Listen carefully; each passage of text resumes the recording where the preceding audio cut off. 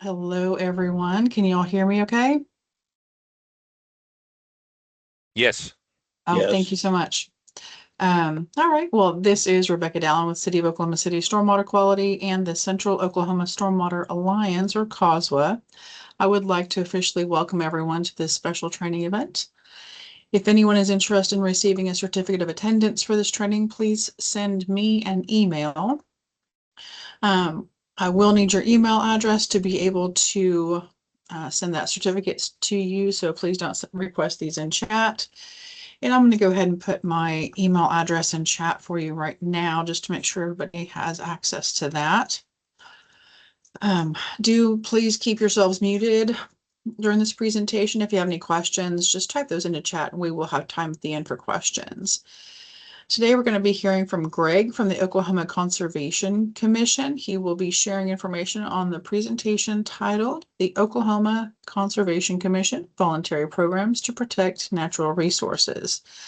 Greg is the Assistant Director of the Oklahoma Conservation Commission's Water Quality Division. And in June 2022, he also became the Director of the Soil Health Program there at the Oklahoma Conservation Commission. He is a graduate of Oklahoma State University and with a Bachelor of Science in Wildlife Ecology and a Master of Science in Zoology with a focus on limnology and aquatic ecology. Greg has worked in various technical and administrative capacities in development and support of Oklahoma Conservation Commission's nationally recognized non-point source pollution management program. Greg has served faithfully on many state and national working groups in support of water quality standards, the state's integrated report, watershed-based plans, various state and national water quality projects, and is a longtime member, officer, and board member of the Oklahoma Clean Lakes and Watersheds Association.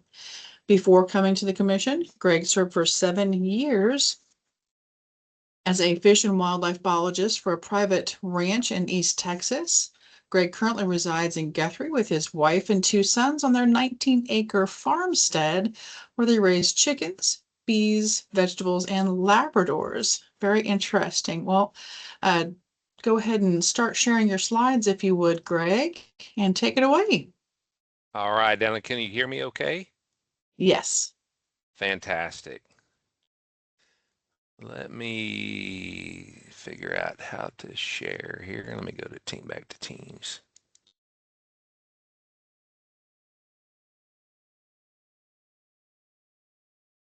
Okay.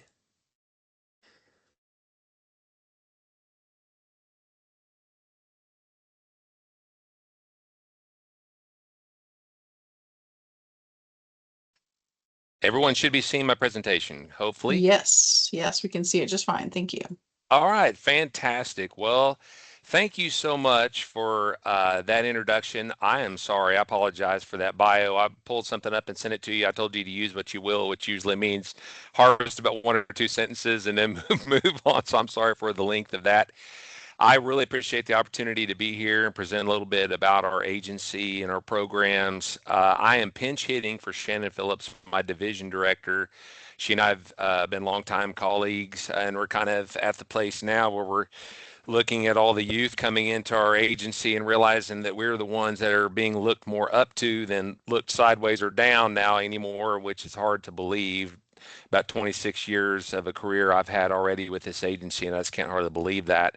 I'm going to talk to you just a little bit about today about the Conservation Commission as an agency in its divisions and programming. I'm not going to be able to cover all the programs, and of course, with you all being focused on stormwater and my first love, both in education and in professional experience, I'm going to really put a little bit more of an emphasis on the water quality division and our programs toward the end.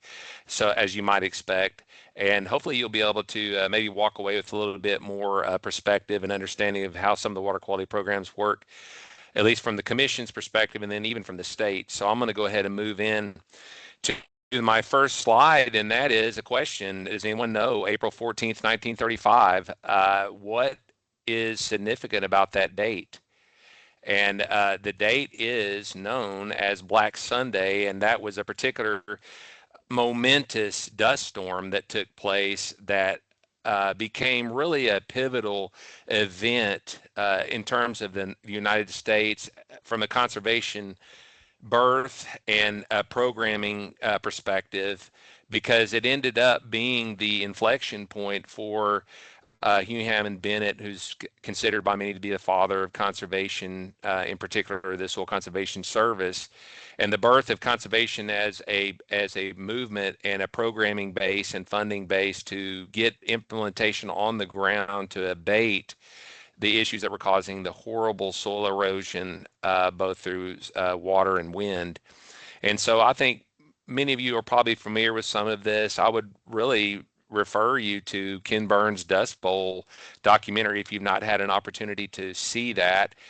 Take some time to go through that. It's a fantastic compilation of the historical overview of the Dust Bowl from eyewitness perspectives, people that at the time this document is put together actually were still alive and could give witness to the actual events and the sites and the things that they went through and so forth. It's a really good thing to provide a little education in that. The reality of this from a conservation movement perspective was very much so the germ for conservation, both from a national or federal perspective, then translating into state and then down into the local perspective. And so we're going to talk a little bit about that, because that's the Oklahoma Conservation Commission actually serves as the state arm of conservation. So the federal arm of conservation would be under the USDA, Natural Resource Conservation Service. Every state then has a state arm of conservation, which for the Oklahoma is the Oklahoma Conservation Commission. And then the local level, which are the local conservation districts, and we'll talk about that here in just a little bit. Most people understand a little bit about what conservation means. There's a couple different definitions. A lot of people think use better or use less is that's kind of a mantra for conservation. From our perspective, it's a little blend of all of it, but most importantly, number one, and that is working with the land, because the land and resources are there for us and for our benefit, but to use those in a manner that is not only efficient, but is also actually preserving their sustained use for the future. And so conservation practices then are the vehicle through which action takes place on the land to make that conservation happen. And so when you see CP in my presentation, that's referring to conservation practices. I'm just going to shorten that from now on and use CP. But conservation practices, or best management practices, as a lot of folks refer to them as BMPs, are basically something that you're doing in the landscape in order to restore, enhance natural processes and still accomplish the result of using those and accessing those resources for a purpose. And from most all of the conservation implementation standpoint across the nation, both federal right down to local, it's generally implemented on a voluntary basis. There are some regulatory conservation measures. You all are very well familiar, because there's some regulatory realities there with storm water and so forth that you're familiar with. So, but conservation largely in the landscape across the United States is implemented voluntarily. And just giving you just a quick understanding about, just kind of an overview, 30,000 foot overview or flyover of conservation from a history perspective. We really saw up until that dust storm, it was really coming in birds out of an ecological disaster. The Dust Bowl is probably the most acute, widespread, man-made ecological disaster, at least in the United States, that we can point to. And that, like I said, conservation was birthed out of that. And then that led to a focus on conservation of soil, and that was actually the original federal arm of conservation in terms of agency, known as the Soil Conservation Service, later to become the Natural Resources Conservation Service. And then, like I said, birthing and giving, if you will, framework or foundation for state arms and then local arms. But then, really, as we got up in through the 60s and up into the 90s, we started seeing it move more from soil to a little bit of water, and as a resource conservation focus. And the water programs, the Clean Water Act, and things like that came on board and began to kind of hook up to the train of conservation. And now what we're seeing is where things really need to progress to and come out of the siloed component-based perspective of resource management to a systems-based management. And that's really what things are being returned to. And soil health in particular is a conservation area or an area of conservation focus that is a systems-based conservation delivery. And we'll talk a little bit about that program. So the commission, I'm not going to bore you with a lot of this. Shannon's teed up a few things here. It's a little bit wordy slide. There's a lot here. Mission is to conserve, protect, and restore those resources across the state of Oklahoma. We have 5 primary divisions.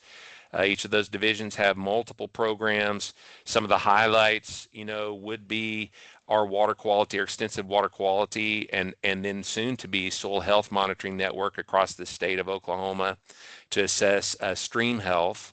Our focus is on stream health. We'll get into that in a little more detail later on. Our education programs, wetlands has been a part of our statutory area of environmental responsibility as well.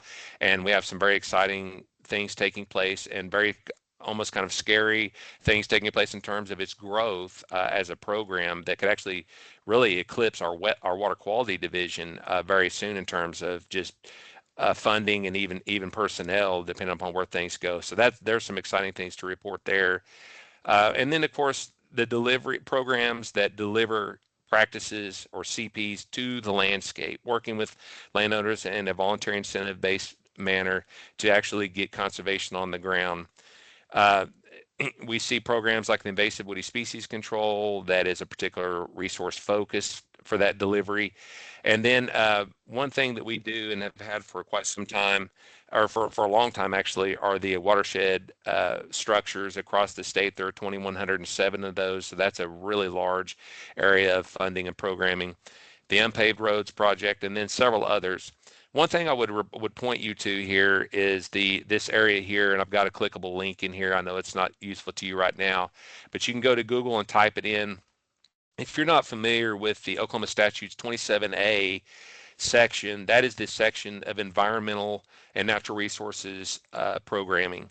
So if you want to know anything about all of the environmental and natural resource agencies, their particular statutory areas of environmental responsibility, who's on first, who gets what piece of the pie funding wise, who's responsible for this, go to OS 27A and do a little bit of reading and find your particular agency of interest, and all of it is laid out in that particular statute. That's a good one to go and access. And then, of course, I've got our website address there as well. You can access, just put in conservation.ok.gov in Google and it'll take you right there. So I talked about the federal arm real briefly that was birthed. Hugh Hammond Bennett in particular was the first director of that and the inspiration for that. The Soil Conservation Service to become the Natural Resource Conservation Service that we're familiar with now. That's the federal arm of conservation delivery. The state arm of conservation delivery is the Conservation Commission for this state. There are like same agencies across the nation for all the other states. And then our agency then is the administration of the local arm of conservation delivery, which is our local conservation districts. There are 84 of them across the state. This is a map depicting those, the stars depicting the particular offices for those. Some, they largely are based on county boundaries, but some counties actually have more than one.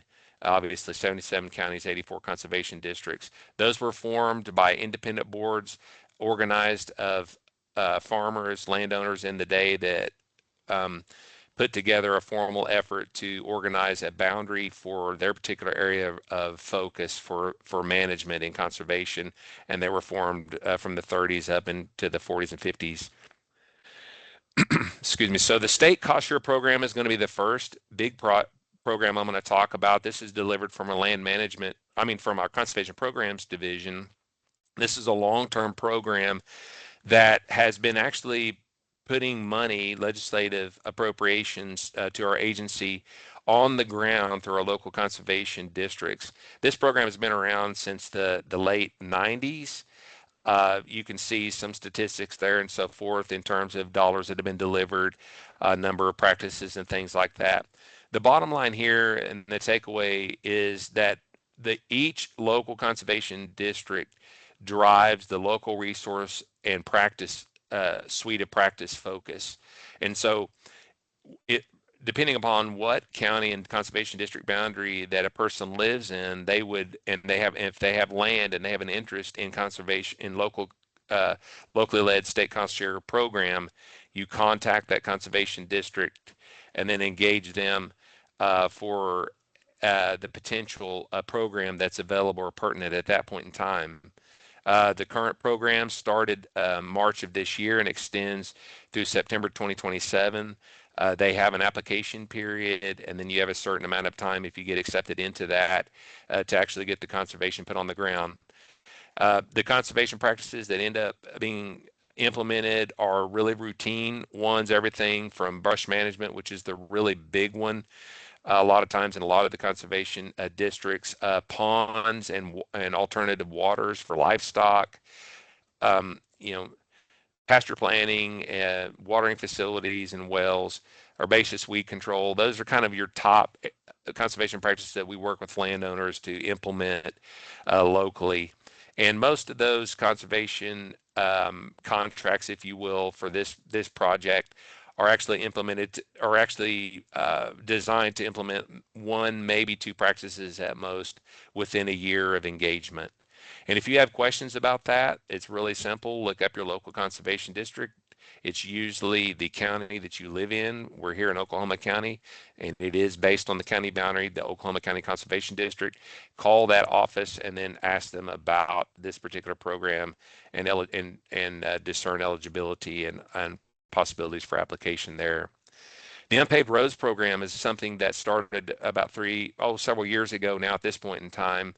This is something that we actually had back in the day, and a lot of people don't realize the extensiveness of unpaved roads. We have hundreds of thousands of miles of unpaved, unimproved gravel roads. I'm sure some of you may actually live. I traverse on 3.5 miles one way of unpaved road every single day, 6 miles round trip. Very familiar with that type of road system.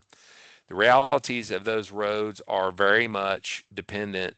The quality of that reality is dependent upon its maintenance and the way that things are graded, the way the situations that those roads encounter in terms of topography and things really present a challenge. And so this program years ago was very popular. We lost funding for it years ago. Well, then several years back, we were able to reinvigorate interest, and now it is absolutely just blowing up. We've committed to this program up to $5 million at this point in time, just in the past 4 years, to complete projects through the end of, I believe, next year to address particular hotspot areas of roads that are actually impacting 303 delisted or impaired streams on the impaired water bodies list, the official impaired water bodies list of the state of Oklahoma. And so it's a really neat program. It's designed to also educate local county commissioners and their employees on proper grading, on proper materials use, and things like that that will help to abate sediment delivery from those roads to the nearby stream. And if you're interested in that, that's a really neat project. It's a growing a project with a great interest, and it's just growing exponentially. The division director for land management is Trampus Tripp, and his number is there.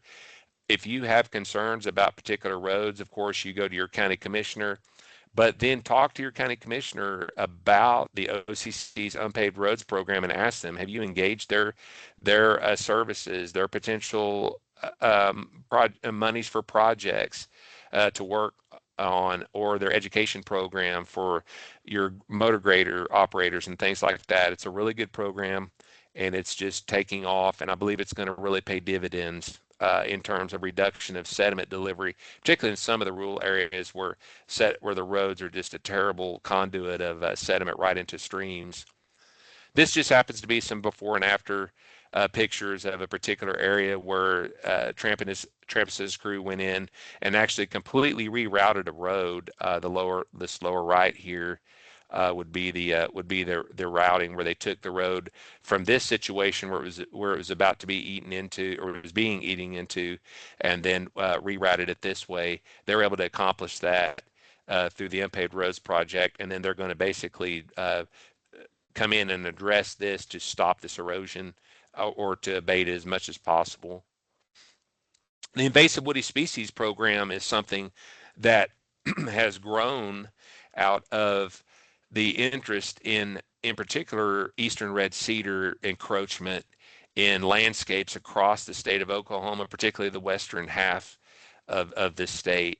Eastern red cedars are an absolute scourge. They have blown up through the landscape in numbers, and we have a lot, 98% of the land area in Oklahoma is privately owned, around 98%. And interestingly enough, a pretty good chunk of that area is actually owned by non-tenant landowners. So folks that don't actually live on that land, they live elsewise, and in fact, some don't even live in the state, or they live so far away they don't see the land real frequently. And a lot of that land is really becoming overgrown with these cedars. And they're a horrible wildfire risk. They're an allergen source. They've got a lot of They're presenting a lot of issues and challenges. And so this particular program, after we had some interest in terms of a particular focus of eastern red cedar abatement in the Terry Peach watershed project out in western Oklahoma around the Ellis County area, we ended up seeking and getting funding for a statewide woody species cost share program.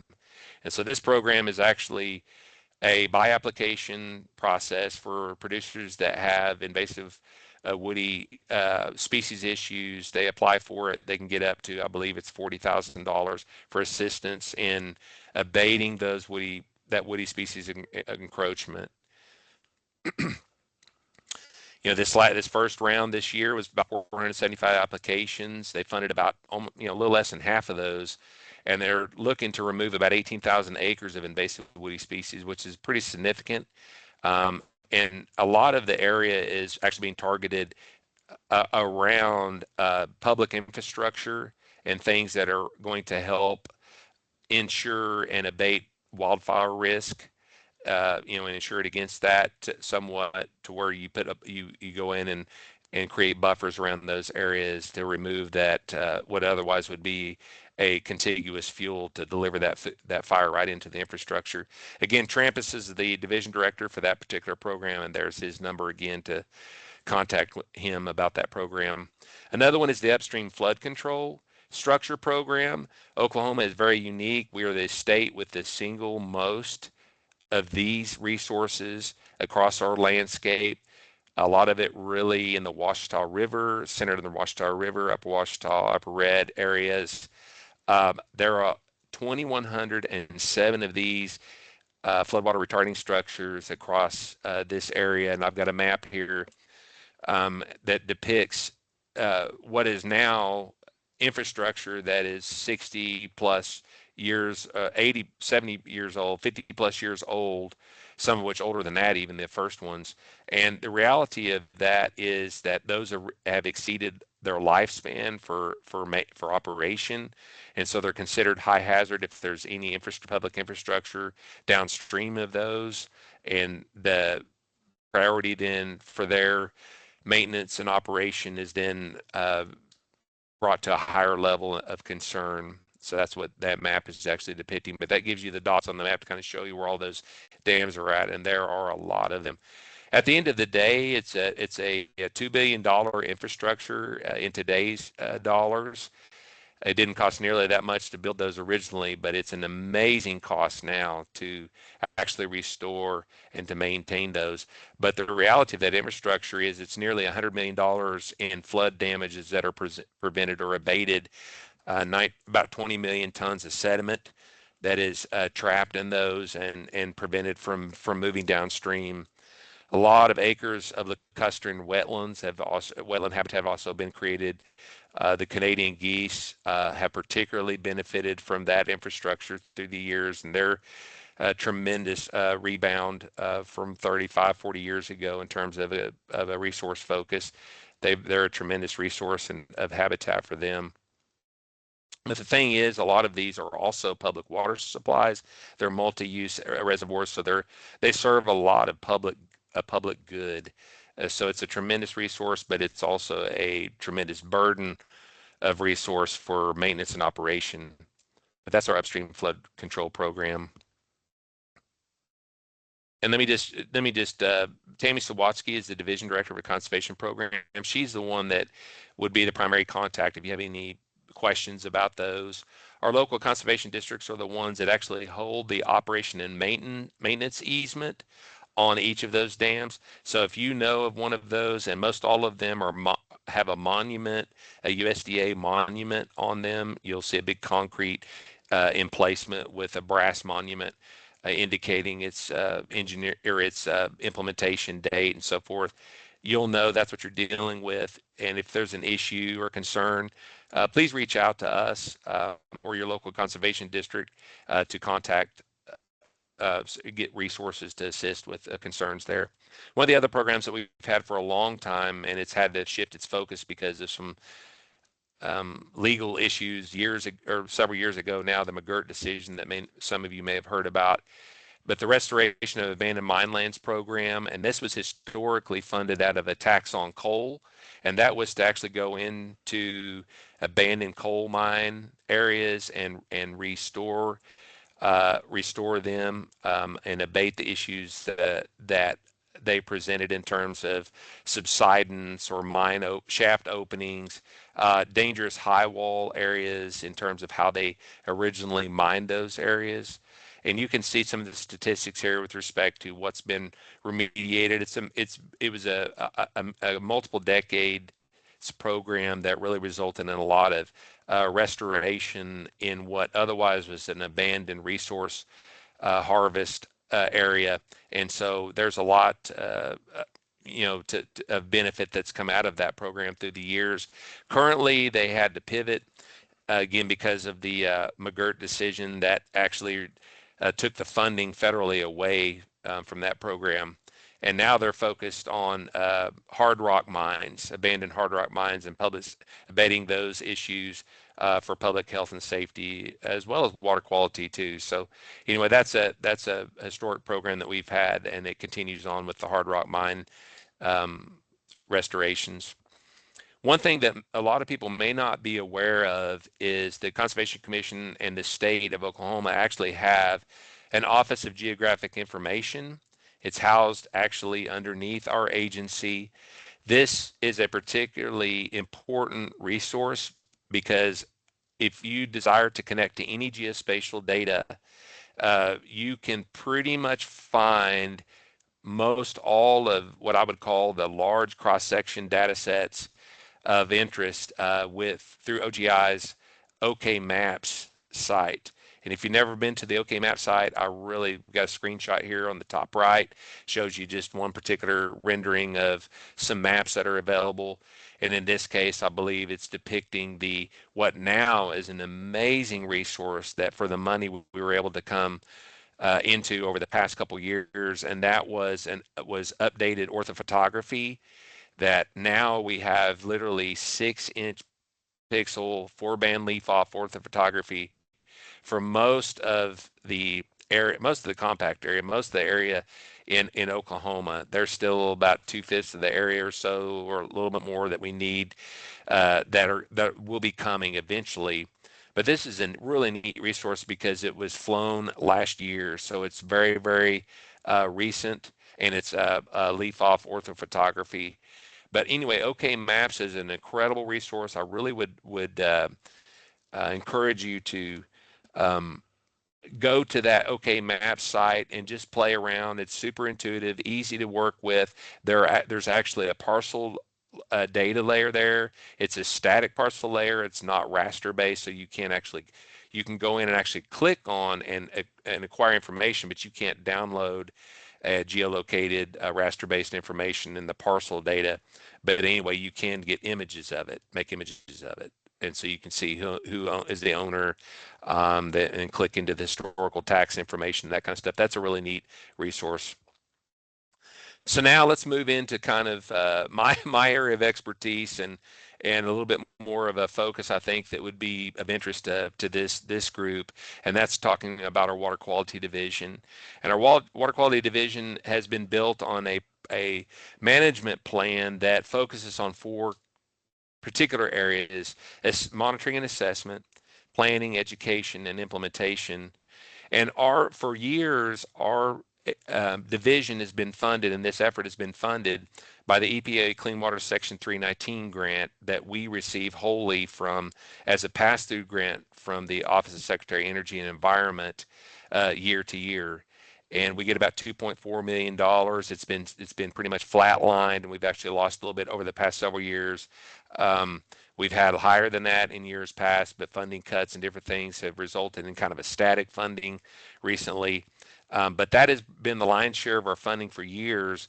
But because of some things I'll show a little bit later, we've been able to actually inspire legislative funding from state GR as well to help put focus on particular programs of that are producing success in this division or through this division. I wanted to just give you a really quick understanding or a brief oversight of water quality management in this state. For those of y'all that have been around a while, you know this, but for the younger folks and folks that are new to water quality management programs in the state, I figured this would be of interest to you because the reality is I call it the seven-headed dragon of water quality management. We really have a situation where there are a lot of agencies involved, and I talked to you about the Oklahoma Statutes 27A. That's where those jurisdictional areas of environmental responsibilities, or the pie, if you will, is finally divided, and who gets what piece goes with what agency. But the primary agencies and roles for the Conservation Commission are that we are the program lead statutorily for non-point source pollution abatement program in the state of Oklahoma. But we're also the program lead for environmental education, as well as the wetlands program. The thing is that all of that is non-regulatory. We don't have any regulatory teeth or statutory ability along that. And our primary resource focus from a stream perspective are wadable streams. If you move on then to some of the other primary agencies in water quality management, the Oklahoma Department of Environmental Quality, they are your regulatory program agency. And so they have everything, most recently in the past couple of years, assuming the water quality standards program. Most people are probably familiar, obviously, with ODEQ, and they are the ones that produce the actual biennial integrated report that contains a couple of appendices, one of which is the often referred to 303D list, and I might talk about that in a little bit more detail in a little bit. The Water Resources Board, they're in charge of groundwater programs, the Clean Water SRF. They're mostly non-regulatory as well, and their primary resource focus is our lakes and non-wadable streams. So your large, like Cimarron rivers, Red River, Arkansas River, and so forth. So very exciting to talk a little bit about what for many years has just been somewhat of a very small program in the water quality division, and that's our wetlands program.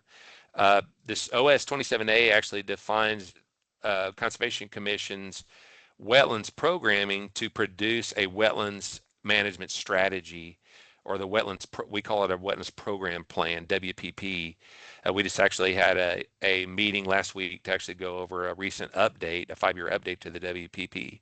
But very excited to report that there has been a lot of movement in support, both federally and then privately, but then also from our state legislature, and actually providing some state general revenue to help kick off wetland restoration cost share program, which is a super exciting program to share with you. It's brand new, just got started this year.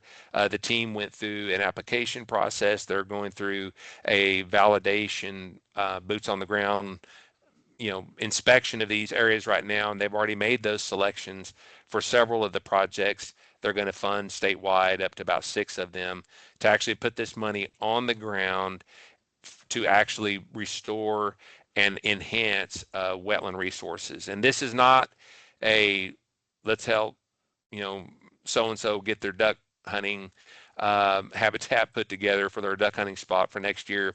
I'm a duck hunter, love to do that, but the focus is not on just that from a wetlands perspective. It is very much on functional uplift, functional restoration of the hydrology, the vegetation, the ecosystem services that those provide. And that's what we're looking to do with this program. So this is a very neat opportunity, $100,000 divided up among several potential projects.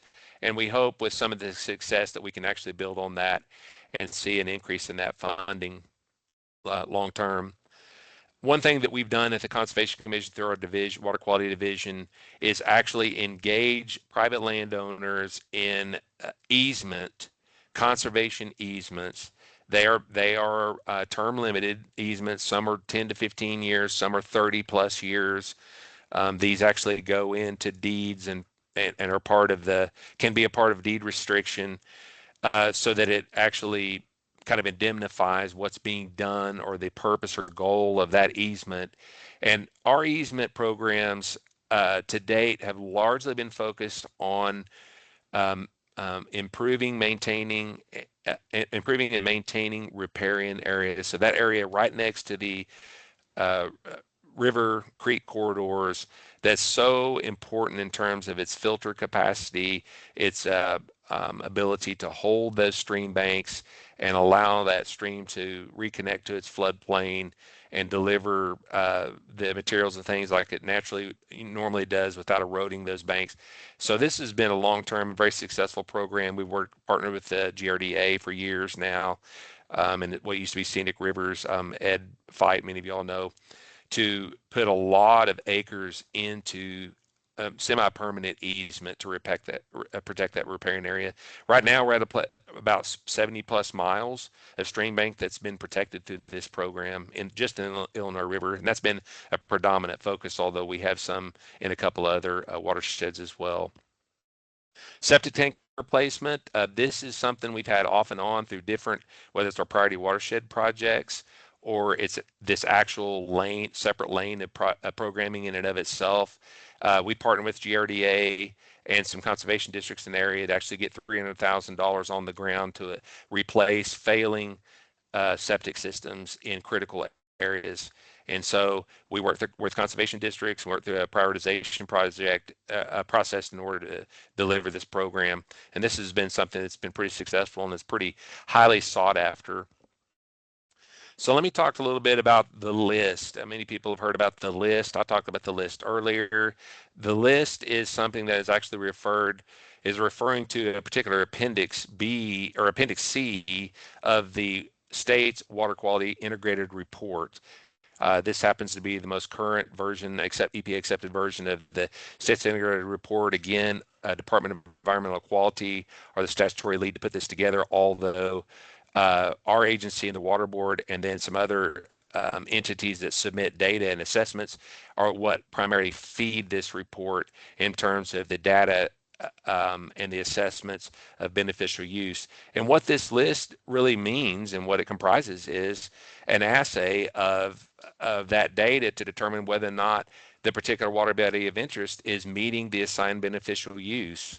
And the beneficial use are their default beneficial use is assigned to every water body pretty much in the state of Oklahoma.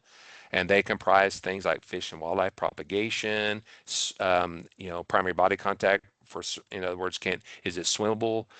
Fish and wildlife propagation relates to fishable. So there's the fishable and swimmable portion of the Clean Water Act, as well as public and private water supply, agricultural use, and so forth. So if you want to know what the list is, which when most people talk about the list, they're talking about the Appendix C, which is just a particular subset of impaired water bodies called the 303D list, and that would be the Appendix C of that. It's a public document. Go to Google, type in uh, Oklahoma Integrated Report, and it'll lead you right to a clickable link to get to that web page to on DEQ's website to access all the current one and then all the historical documents as well. And of course, this list, if you will, and the whole comprehensive water body assessment process takes a lot of data. Oklahoma Conservation Commission puts over $1 million a year and has been now for sustaining that funding and preserving, at to the bitter end, its investment in monitoring and assessment for over 30 years, really 35 years. The data set that we've generated in terms of maintaining a standard approach in terms of the types of data we're collecting, how we're collecting it is invaluable now. We've got a tremendous amount of replication across sites across the state of Oklahoma that just really provides a lot of power for us to be able to make really strong objective assessments of stream health across this state. And so when you go through this process biennially and you reanalyze the data, that new data that you have and so forth, and you put this into the process of the state's integrated report, you end up kind of posting the grades of those water bodies, whether they're streams or lakes or rivers, in two different appendices. The first one is that comprehensive water body assessment. That's the overall list of any stream that's ever been assessed, any lake that's ever been assessed, any water body that's ever been assessed. There will be a report there with regard to what it's been assessed for, whether or not the beneficial uses are met, or if they're not, there's insufficient information, and if they're impaired, what it's impaired for. Appendix C then, 303D list, is a subset. It's not all the impaired waters, but it's a subset of those Appendix B waters that are impaired for one or more beneficial uses, but that are slated for a total maximum daily load as a management measure. And I'm not going to go into all of that. Most people have probably heard of TMDLs. So the commission's water quality monitoring assessment program that began back really in the late 90s, we refer to as the rotating basin monitoring program. And this is, and you see the map here depicting the 5 different regions of color that we rotate through, sampling each of those basins for 2 years, and then starting the beginning of the first year in the next basin such that we rotate through the entire state in a 5-year period. You can go to our website and access all the backlog of reports. We've gone through 5 complete cycles now, so 25 years of this. We're into our 6th year, which just is amazing to me. You can access many reports, data sets, and so forth that are related to all those blue water drops you see on the map. Excuse me. And so I encourage you to go and avail yourself of that. And we actually have an interactive map site now where you can go and interact and actually click on those blue dots and get particular assessment summary sheets and the data for those particular sites through that last link there, the shiny apps link. I'm just going to breeze through a little bit about the integrated report categories. This is when you go into the integrated report, every water body that is assessed will end up in one of these categories. They'll have a categorization from 1 down to 5, and then 5 A, B, or C. This is a little kind of TMI, but it gives you a little bit of insight into where things are when you look at that list in terms of management, in terms of whether or not they're meeting beneficial uses. If they're not, what's happened in terms of management, or what they're slated for in terms of management. So Appendix B, if you will, Appendix B is kind of that's again the comprehensive water body assessment. This is kind of like, how are all the water bodies doing? And so you can see an array of water bodies here, all the beneficial uses at the top, the water body type, whether it's a river or lake, and its size in terms of stream miles or acres, and so forth. And then if they're failing or meeting or not attaining their beneficial use, and then you see the categories that I just went over, 5C, 5A. And if you can actually drill down then in Appendix C to a subset of those, which is the 303D list, and that would be looking at a particular creek, like on this one, you can see there's a Delaware Creek on this one. Well, you can drill down and see, okay, well, what's that Delaware Creek? What's it listed for? It's a Category 5. It's listed for chlorides and salts and bacteria, dissolved oxygen. That's where it's challenged in terms of its water body assessment. So when you look at that, I mean, the primary challenges with facing state water quality management is what do we do to address the issues? There are a lot of streams that are listed for one or more beneficial use impairments, and that's what you see here with the reds and the oranges across the state of Oklahoma. There's a lot of resource challenges represented here.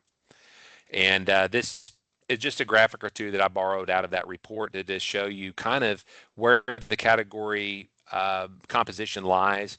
Many acres and miles are actually not fully, we don't have the full picture, and so they're category 3. We know something about one or more beneficial uses, but not all of them.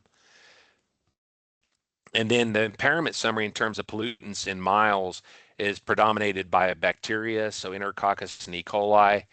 This is what the stream miles are predominantly impaired for across the state of Oklahoma, and then turbidity or as a surrogate for sediment issues in the state as well, and then some macroinvertebrate stuff issues. And so I was going to talk a little bit about how Oklahoma's programs are delivered in particularly conservation programming, and we deliver it through a large partner network. And we've got a lot of folks that we partner with in order to deliver these programs. This is not this is not an island unto ourselves program delivery concept. This is very much a partnership. We depend very heavily on our natural resource conservation service partners, our local conservation districts.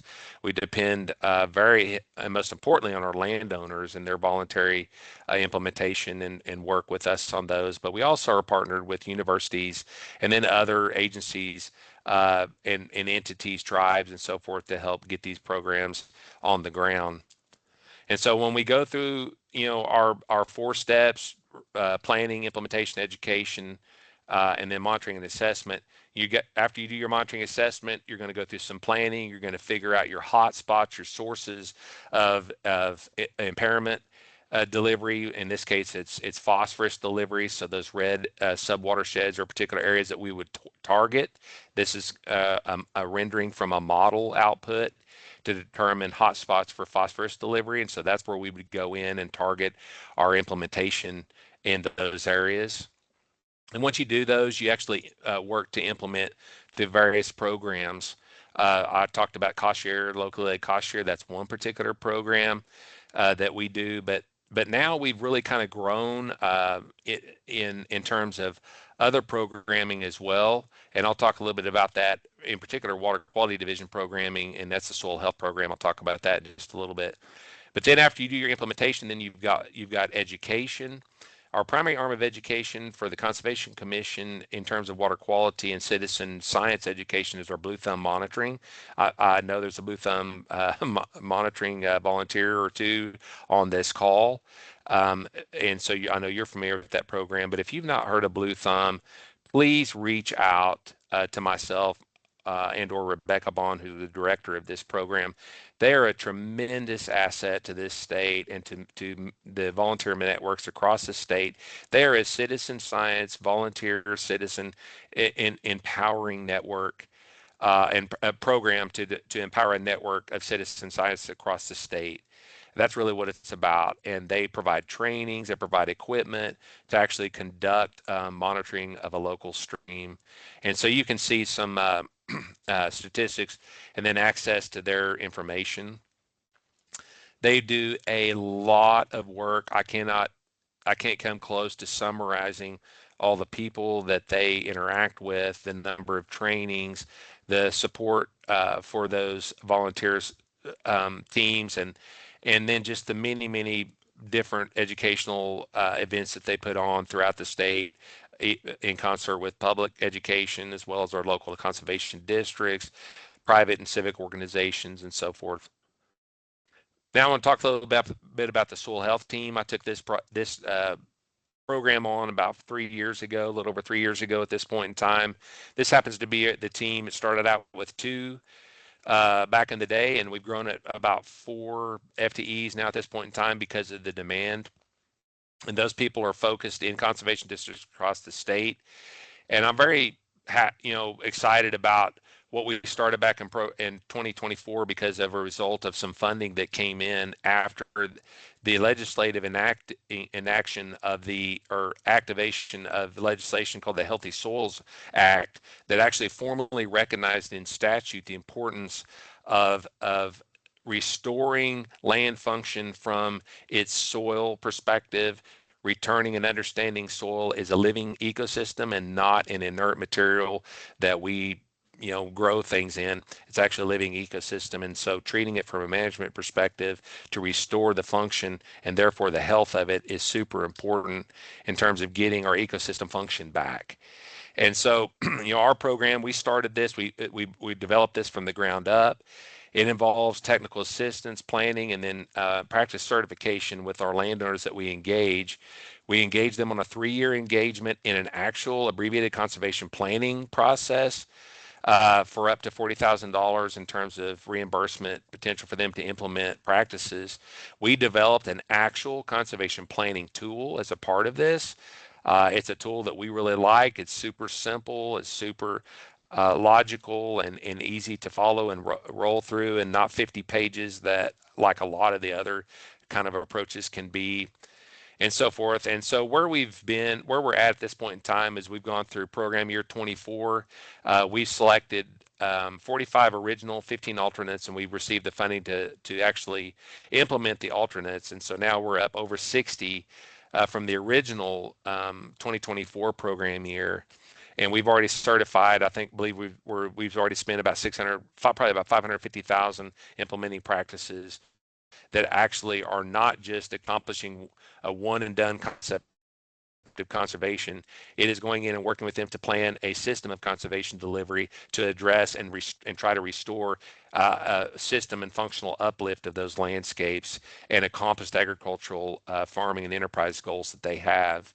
And so program 2026, we just had a release this year of a new tranche of funding and application process, and we selected 30 more producers and have about 15 more alternates if we get the funding, so we could be up over 100 total farmers that we're engaged with over the next several years in conservation. So some of the last things I want to talk about here with regard to our water quality program that's super important. In terms of what we've done, kind of the a return on investment, and a lot of programs like this, and I'm sure you're familiar with this. It's like, what is your measure of success, your performance criteria? And it's real easy to look at dollars. It's easy to look at the number and acres and quantity of practices that you put on the ground, things you've done, which is super important. But at the end of the day, for us, our primary performance measure, action measure, are whether or not we have restored that stream function. And if you've done that on one or more beneficial uses, you can actually submit a success story to EPA 319 program success story project. And we've done that for 107 streams across the state of Oklahoma. It's an amazing track of success that this state leads the nation in reporting these non-point source pollution abatement and stream restoration of one or more, not all, but one or more pollutant issues in a stream, and restored its function in those areas to where, and we have a very rigid process that requires multiple years of assessment to show that it's not just related to environment or water year or whatever variability, but in fact it's come off the list and stayed off the list for 2 full cycles. And we've got a very rigid QA process we go through to ensure that we're not just following signals of weather or something like that, but it's actual environmental signals in stream or biologic or habitat issues that we are parameters that we're measuring and seeing signals to show that it's restoring, being restored in areas. And like I said, we're up well over 105 total success rates, lead the nation in that. That's a very important thing because it's provided the opportunity for us to really take this as a flagship and to the legislature, to our partners, the federal partners in the Natural Resource Conservation Service, and really help to engage and partner with a more expanded funding and personnel potential. So it's been a tremendously important aspect of our programming from a water quality perspective. And with that, I think I've done yeoman's work, and I've finished with 5 minutes left for questions. Oh yes, you did great. What a lot of great information. We do have a couple of questions and comments here. So, Michaela did, for those of you that haven't noticed, Michaela posted a link to a GIS map into chat. So if you need to use that, please feel free to utilize that resource. Wayne asked earlier, about 20 minutes ago, if you can think back to that part of your presentation, he was asking, are these jurisdictional wetlands? So I'm not sure exactly which slide it was, but Yes, I'm sure Wayne's talking about on our wetlands program, the ones that are actually being restored as a part of the cost share program that I talked about, the new cost share program. These are on private land, and I can't make a comment with regard to Nexus. This is a laughable topic, and I know Wayne very much knows about this. The whole concept of nexus and significant nexus, and whether or not it's the waters of the U.S. and that kind of stuff. I believe that's what he's getting at. I can't really make a statement to that, other than I can make a statement to, most importantly, these are wetlands that we have gone through a wetlands restoration implementation protocol assessment to determine that they are a real wetland. They have real wetland function and ecosystem services, and they are part of a screen criteria priority through that process. And that's what we send applications out to, as landowners that had those acreages, and that's who would eventually end up being selected, people that had that type. cool, thank you. And then Derek asked, is there riparian protection easement opportunities outside of scenic rivers? That's a great question, and I will tell you that easements are are a very they strike anxiety now in the hearts of a lot of our legislators. I'm just going to be completely frank. Easements have been a really, I think, flown under the radar kind of thing from our perspective, and the way we're implementing them. It's not permanent deed restriction style easements. It's 15 to 30 years, depending upon what they were in terms of contract.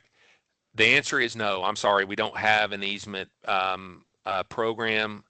We stand in a position to want to see something like that developed. I will say right now the political will is not there for that, and in fact, I would say it's averted to easements at this point in time. We're trying to educate legislators about that from this program's perspective, so that they can understand that some of the easement programs can work and work well with landowners and maintain the privacy issues there. Okay, thank you. I did post a link to our COSWA is hosting a Blue Thumb training in August, so I did post a link to that for registration and additional information. And also this webinar will be available on our YouTube channel here in a couple of days, hopefully. Michaela asks, you may have said this and I missed it, but about how long did it take, how many years, or however long to first see the successful water quality outcomes of those creeks? That's an excellent question, and I'm gonna try to keep it as short as possible. The issues, as you know, that are facing our streams and rivers and water bodies face are really generational in terms of a lot of the restoration timelines. But what we've seen is that we're able to actually go out because of the monitoring and assessment data. That's the most important thing. The timelines, because we have the timeline, I guess, is tied to whether or not you begin to receive enough of that data to make significant signal assessment to separate from noise the results of conservation. Okay, and that's what we've done. And so we didn't start producing these success stories significantly until about the late 2000, single 2000, 2010, 11 era. And that's when it really started ramping up. So, but we have seen some success in as early as 7 to 8 years from conservation, and even earlier. It just kind of depends on the size of the system. So it does. The answer is it depends. I'm sorry, but that is the truth of it. The size of the system, the magnitude of the issue, and that so forth. But we have seen some 7 to 8 year or less timelines on some of our smaller systems to abate one or more of the pollutant issues. Okay, and Michaela said that's interesting to know. Thank you. And then our last question of the day is from Wayne again. Do you still have 319 grant projects such as bank stabilization? Well, we have kind of pivoted from the bank stabilization projects because they are cost prohibitive. They're so expensive now, it's unbelievable. And we honestly, after we implemented quite a few of these back in the 2000, single 2000s up into the 2000 teens, we began to start realizing that again, it's not a segment issue, it's a system issue. And you go in and try to correct what is really a systemic problem in those streams by addressing a segment of that stream, and all it takes is a 500-year flood and that project is wiped out. And so I'll just be completely frank, it has to be a very specific situation that we feel like we have a longevity for effect. Elsewise, we have to go upstream, way upstream in the watershed, and try to address issues there so that they will sustain their result. Okay. We don't have funding anymore. I'm just, if I they answer that question, no. Okay, very good. All right. Derek says, thank you. Great to see you. And all right. Well, if there are no other questions, I think we'll go ahead and wrap this up today. We'll turn off the recording. And